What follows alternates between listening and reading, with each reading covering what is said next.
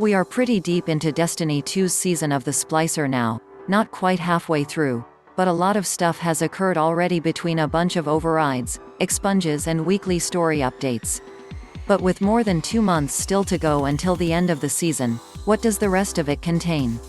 I thought I'd go through it, but no datamined story spoilers follow. We have arrived at the corrupted variant of Expunge missions, which will modify the 3 we've already done with Taken Infection, and the next 2 weeks should debut the next 2 of those. I have heard about a potential 7th Expunge mission, separate from the ones we've done so far, though I don't know what it might entail. Given that Expunge puts us in direct conflict with Quria, and we are trying to track her down, my guess is we may see some sort of boss battle finale Expunge against Quria, similar to the build-up to the fight against Nokris like in Season of Arrivals. It seems very clear at this point that the conflict between Lakshmi, the Vanguard and the Fallen is building up to something significant. I have always thought it was suspicious that the Fallen enclave was in the boss arena from Scourge, as that's an awful lot of space for a tiny corner of it to be used.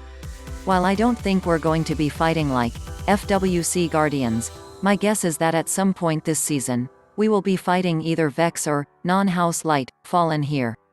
Or I suppose the final boss battle against Quria could take place here, too, instead of in Expunge. Vault of Glass Master ModeThis begins on July 6th, and will be the first time we've gotten a hard mode raid in a very long time. We don't know how exactly the raid is going to change in terms of both power level or challenges, but this should be when we see Timelost versions of raid weapons, which may be similar to Adept Weapons, and this should add an entirely new level to Vault of Glass it hasn't had to date. So maybe no more one-phasing Atheon for easy clears. At least not right away. This is also starting July 6th, and the only thing I know about this for sure is that we are heading to the EAZ once again. Yes, I too am sick of the EAZ and I wish that it would be modified or replace in some way, but it's back.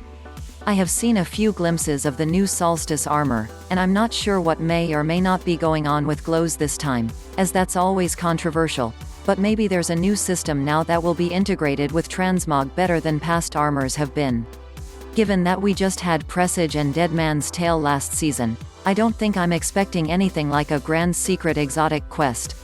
With that said, we do only have 2 exotics this season, Mythoclast and Cryosthesia, and it seems like a third is not out of the question.